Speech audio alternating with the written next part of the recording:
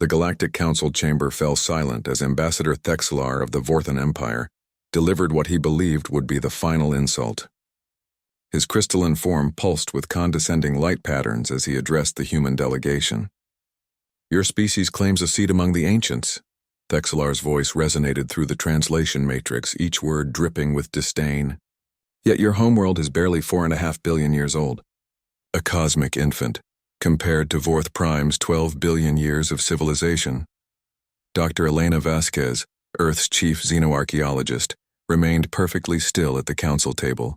Around her, representatives from dozens of species, each claiming heritage spanning billions of years, watched with predatory satisfaction.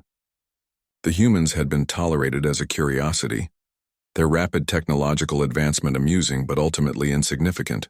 "The Zephyrian Collective," continued Counselor Zirth, his tentacles writhing with superiority, "has maintained continuous civilization for 8 billion years. The Kelthani archives document their empire's founding 6 billion years ago. What do you offer humans besides crude fusion drives and primitive AI?" Elena stood slowly, her weathered hands steady as she activated her personal display unit.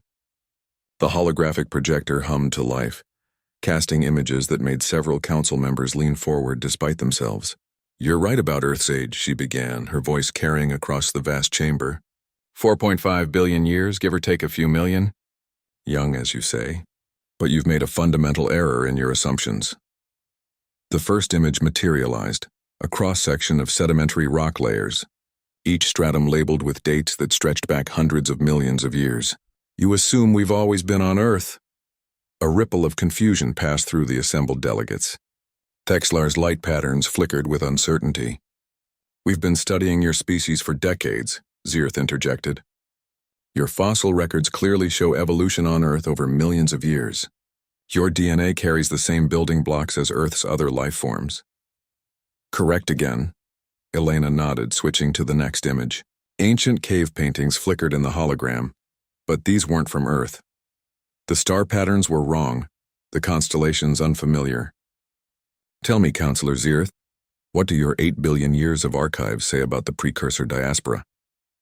The tentacled being's skin color shifted to a pale blue, the Zephyrian equivalent of going ashen. The precursor diaspora is myth, legend. No species could have achieved such technological mastery. Seeding life across entire galactic arms? Guiding evolution on millions of worlds? Elena's smile was sharp as a blade. "You're right. It would take incredible technological mastery, the kind that only comes from having to flee a dying galaxy." The third image appeared, a star map showing galactic positions not as they were now, but as they had been 14 billion years ago. At its center, a massive spiral galaxy, now nothing but scattered dark matter and cooling neutron stars. The Milky Way wasn't our first home. The chamber erupted in disbelief, but Elena continued over the cacophony. "Homo sapiens didn't evolve on Earth, we were refugees. Our ancestors seeded Earth with our genetic material, guided its evolution, and prepared it as a backup world, while we continued fleeing the collapse of our birth galaxy. We've been playing the long game for over 14 billion years. She gestured to the final image, archaeological evidence from Earth that suddenly made perfect sense in this new context. Stone circles that aligned with stars from another galaxy, cave paintings depicting technologies that wouldn't be invented for thousands of years, genetic anomalies in human DNA that had puzzled scientists for decades. Every few million years, when Earth was ready, we'd return in small numbers. Sometimes we'd advance civilization directly. Your legends of gods walking among mortals weren't entirely wrong. Other times we'd simply blend in, guiding from within. The last major return was about 300,000 years ago, when we decided Earth was finally stable enough for full colonization. Thexlar's crystalline form had dimmed to barely visible. Impossible. If humans possess such advanced technology, we gave most of it up, Elena interrupted. Deliberately.